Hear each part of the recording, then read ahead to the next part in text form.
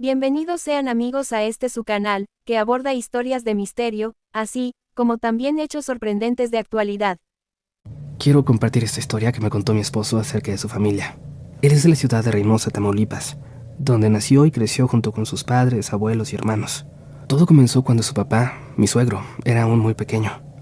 Él nos contaba que su abuelo, es decir, el bisabuelo de mi esposo, era un hombre muy aficionado a las apuestas. Le gustaba pasar las noches en bares y cantinas, jugando, tomando y apostando hasta altas horas de la madrugada.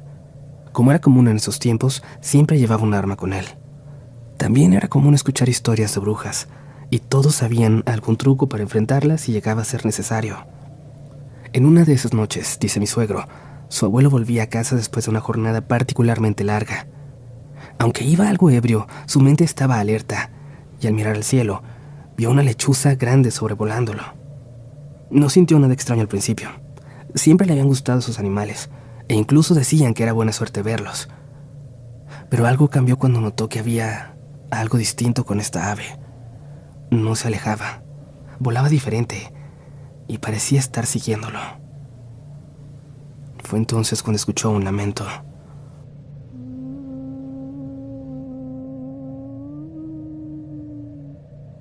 El sonido era bajo, casi un susurro, pero inconfundible. Venía de la dirección de la lechuza, que ahora parecía moverse en círculos sobre él. El hombre sintió un escalofrío y, recordando lo que le habían enseñado sus padres, decidió actuar. Sacó una cuerda que llevaba consigo, comenzó a hacer nudos y recitó las 12 verdades del mundo. Luego, deshizo los nudos, rezando al revés, como se lo habían enseñado para casos como ese. Lo que ocurrió entonces lo marcó para siempre. La lechuza cayó al suelo, pero cuando lo hizo, era algo muy distinto. Lo que cayó del cielo fue una mujer. Sorprendido, sacó su pistola y le apuntó, listo para disparar. Pero la mujer, viéndose en peligro, le rogó que no lo hiciera. Le dijo que sabía lo que le gustaba y que podía ayudarlo a ganar en sus apuestas. Mientras yo esté contigo, siempre te irá bien. Pero recuerda, me vas a ver como un animal. Me voy a acercar a ti de vez en cuando y tú no vas a tener miedo. El abuelo aceptó y se fue a casa, olvidándose del asunto, aunque a partir de ese momento, su suerte cambió de una manera increíblemente notoria. Ganaba en cada apuesta que hacía y nunca volvió a tener problemas económicos. Todo lo que obtenía en las mesas de juego iba y lo cambiaba por oro y lo enterraba en su terreno, donde decían que estaría seguro. Pero con el tiempo, empezaron a notarse cosas extrañas en el lugar. Mi suegro cuenta que su abuelo salía por las noches al patio, que encendió una fogata, rodeaba el fuego con piedras y se sentaba a platicar con alguien que nadie más podía ver. Su esposa decía que le aseguraba que esos amigos lo acompañaban siempre, aunque para ella no había nadie más ahí. Él siempre estaba solo. Cuando él pedía cena para todos, ella, por no discutir, le servía más comida de la que necesitaba. Y fue en una de esas noches cuando todo cambió. Mientras mi suegra estaba dentro de la casa, lo escuchó discutir y después un disparo en el patio. No le dio importancia. En el rancho eso no era raro y pensó que tal vez había cazado algún animal. Poco después su esposo entró con un conejo en las manos y le dijo: «Mira, vieja, es para que nos los hagas de cenar». La señora, como siempre, no hizo preguntas y preparó el conejo. La carne estaba dura, la piel difícil de arrancarla. Pero esa noche al parecer, algo se rompió. A partir de entonces, la suerte de aquel abuelo desapareció. Con el tiempo, la familia llegó a la conclusión de que aquel conejo no era un simple animal, sino la bruja que lo había ayudado durante años. Una bruja que él mismo había matado sin darse cuenta. Quizás. Desde entonces la familia no volvió a hablar mucho del tema, pero la sensación de que hay pactos que no deben romperse nunca siempre quedó flotando en el aire. La suerte del abuelo jamás se recuperó. Antes de que escuchen estas historias, debo advertirles algo. No son relatos comunes. Lo que están a punto de escuchar son fragmentos de mi vida. Momentos que todavía me erizan la piel al recordarlos. Estas experiencias no son cuentos para entretener, sino encuentros reales con lo inexplicable. con algo que acecha en las sombras y no tiene piedad. Desde pequeña descubrí una sensibilidad que me conecta con lo desconocido, una especie de alarma que se activa cuando algo maligno está cerca. Esta habilidad no la pedí, pero la heredé, y a lo largo de los años ha sido tanto una maldición como una advertencia.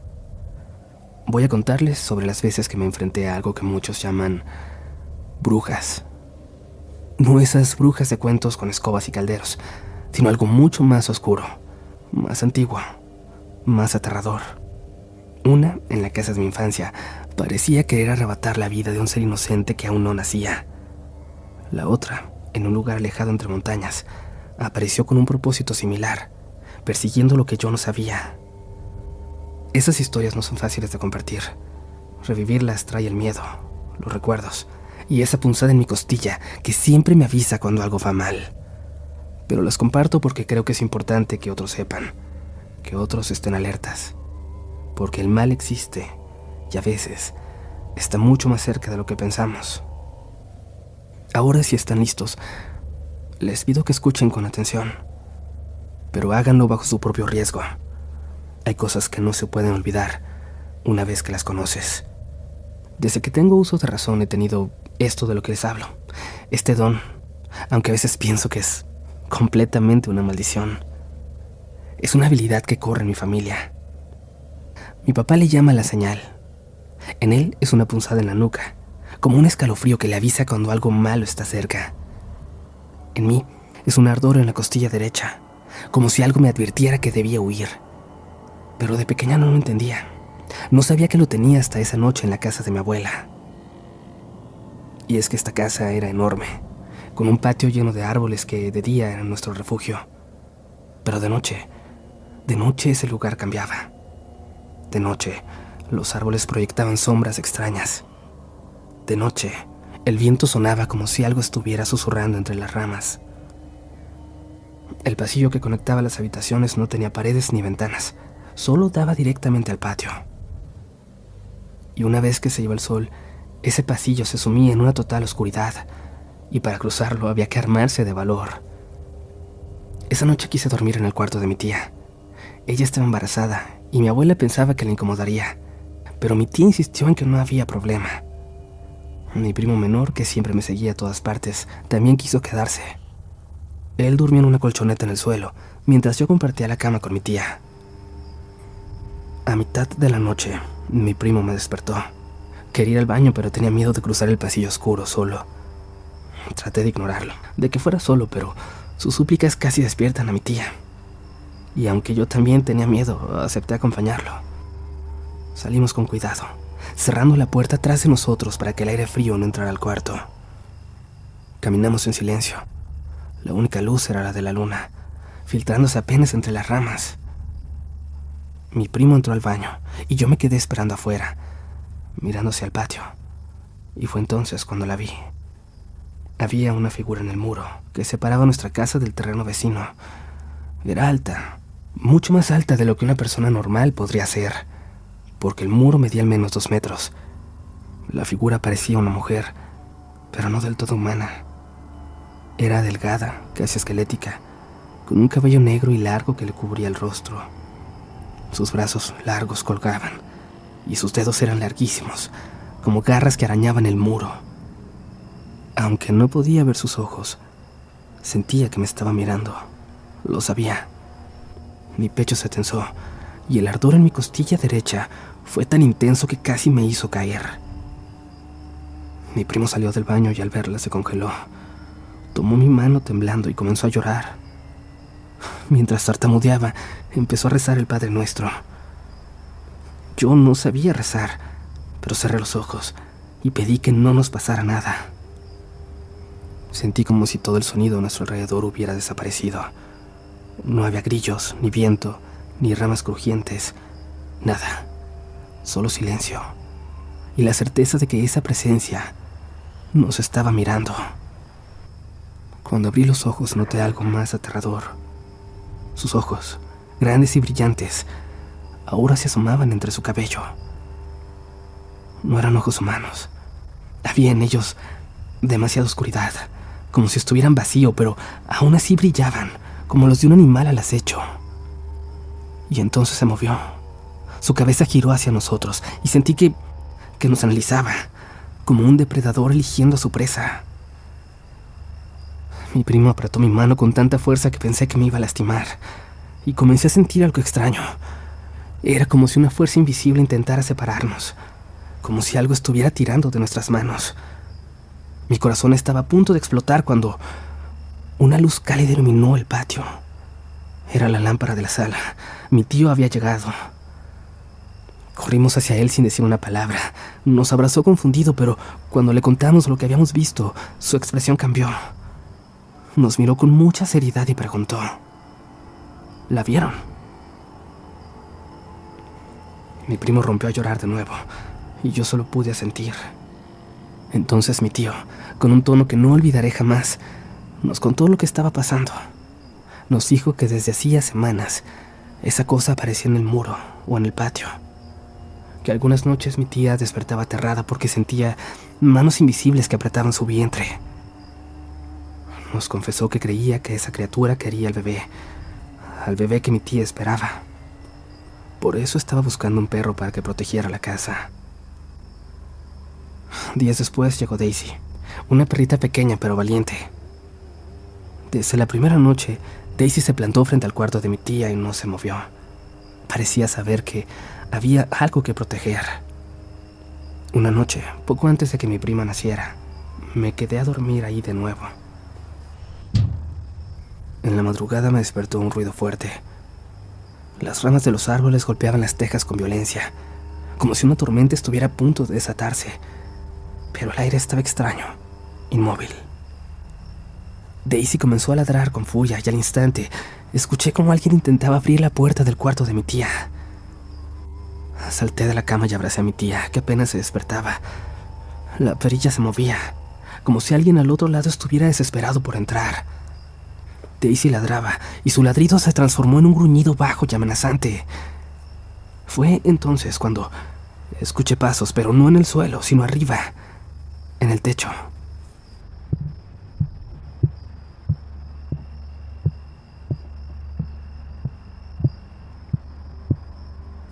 Eran lentos, pero pesados, como si alguien caminara sobre las tejas. Y a estas alturas, mi costilla dolía. Mi costilla me quemaba. El ruido cesó de repente cuando mi tío abrió la puerta de su cuarto. Al salir al pasillo con una lámpara, todo quedó en silencio. Daisy dejó de ladrar y solo se quedó mirando al techo, inmóvil, como si todavía pudiera sentir lo que yo también sentía en mi costilla, que esa cosa no se había ido del todo. Cuando mi prima nació y mi tía se mudó, la figura desapareció por completo. Nunca más se la volvimos a ver en el muro, ni sentimos su presencia. Pero yo nunca olvidé esos ojos, ni esa sensación de que estaba frente a algo que no debería existir. Y entendí que mi habilidad no era un don cualquiera, que era una advertencia, una puerta a lo que los otros no podían ver, y que ojalá yo tampoco hubiera visto. No fue la última vez que tuve un encuentro con esos seres malignos, con brujas. Años después, cuando entré a la universidad, me mudé al extranjero para estudiar en España. Ahí conocí a quien a la postre se convertiría en mi esposo, y en septiembre del año pasado nos casamos. Como no había visto a mi familia en 2 años desde que me fui, decidimos pasar unas semanas aquí en mi país. Mi relación con la familia de mi madre era distante, especialmente tras el divorcio de mis padres, y porque ellos no estaban de acuerdo con mi matrimonio. Decían que me había casado demasiado joven. Por eso decidimos quedarnos con la familia de mi padre, que vivía en un pequeño pueblo rodeado de bosques y montañas. Cuando llegamos, toda la familia nos recibió con los brazos abiertos. Los primeros días nos alojamos en casa de una de mis tías, pero después de unos días, un primo de mi padre nos invitó a quedarnos en su finca, que estaba más alejada del pueblo. Tanto a mi esposo como a mí nos pareció una muy buena idea, ya que había familiares ahí a los que no habíamos visto debido a la distancia entre la finca y el pueblo. Sin embargo, al llegar noté realmente lo aislada que estaba. El camino era duro, no tenía iluminación, y aunque la finca tenía electricidad, el ambiente era realmente opresivo. El frío ahí era mucho más intenso que en el pueblo, y el viento hacía que los árboles se movieran de una forma inquietante, como si algo invisible los empujara. A pesar de eso, el primer día fue agradable. Salimos a pasear con la familia y conversamos sobre todo tipo de cosas. Pero esa noche, después de cenar, comenzaron a contar historias y leyendas del lugar. Querían asustar a mi esposo por ser extranjero, y una de las historias llamó mi atención de inmediato. Era la leyenda de una mujer que rondaba los cerros y las montañas. Decían que esta mujer acechaba a niños y bebés para devorarlos, que caminaba en 4 patas, con extremidades muy delgadas y deformes que le permitían moverse con una rapidez espantosa, casi como si fuera una araña. Su andar era inconfundible, un sonido pesado, como si garras rasgaran la tierra húmeda. La llamaban la bruja del cerro. Mientras escuchaba, un escalofrío recorrió mi cuerpo. Esa historia me recordó inmediatamente a mi propio encuentro con una bruja cuando era niña. Y esa noche, por suerte, dormimos tranquilos. Pero la segunda noche comenzó el infierno. Estaba lloviendo cuando me despertó un ruido allá afuera. Algo se movía en el lodo, arrastrándose. El sonido era extraño, irregular, como si algo pesado y torpe caminara con dificultad. No parecía un perro ni ningún animal que yo conociera. El simple hecho de escucharlo me puso los nervios de punta. Fue entonces cuando sentí esa maldita punzada en mi costilla derecha, ese ardor que había experimentado en otras ocasiones a lo largo de mi vida, y sabía muy bien lo que significaba. Algo no andaba bien. No pude dormir esa noche, y las siguientes, los ruidos continuaron. Lo peor es que parecían acercarse más y más, como si aquello que los provocaba estuviera ganando confianza noche tras noche. El dolor en mi costilla tampoco desaparecía, al contrario, cada vez era más intenso. Una de mis tías notó mi aspecto cansado y me preguntó qué sucedía. Le hablé de los ruidos y el ardor en mi costilla. Ella se quedó en silencio, pensativa, pero no me dijo nada. Un día después, mi esposo y yo fuimos al pueblo a despedirnos de la familia. Nos prestaron una camioneta para el regreso, pero nos entretuvimos. La noche nos sorprendió en el camino de vuelta. Y para colmo de males, ese viejo vehículo se descompuso en medio del trayecto, en la parte más oscura, más aislada del camino. No teníamos más opción que caminar hasta la finca. Encendimos las linternas de los teléfonos y comenzamos a caminar. Al principio todo estaba tranquilo. Mi esposo y yo hablábamos y bromeábamos para aliviar la tensión. Sin embargo, en un momento noté que él se detuvo, que miró algo detrás de mí. Su rostro cambió, se puso pálido. Sus ojos reflejaban puro terror. ¿Qué pasa?, le pregunté, aunque en el fondo ya sabía la respuesta. El ardor en mi costilla era insoportable.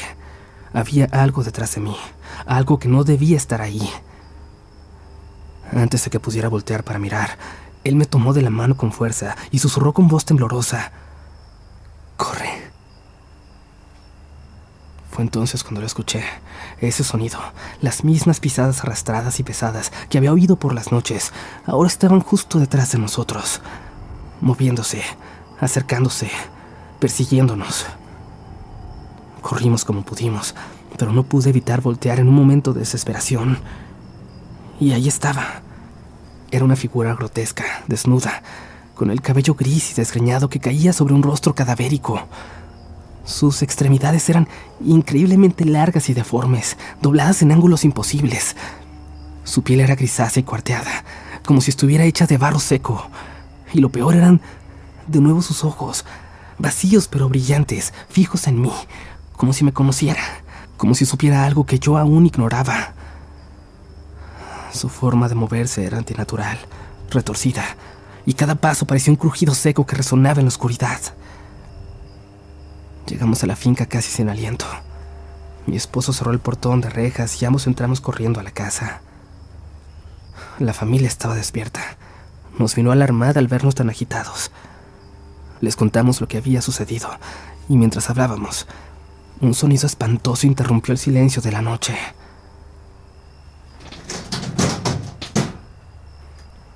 Alguien, o algo, estaba intentando abrir el portón. Mis tíos y primos salieron con machetes y una escopeta en mano. Desde dentro escuché un disparo, seguido por un silencio profundo.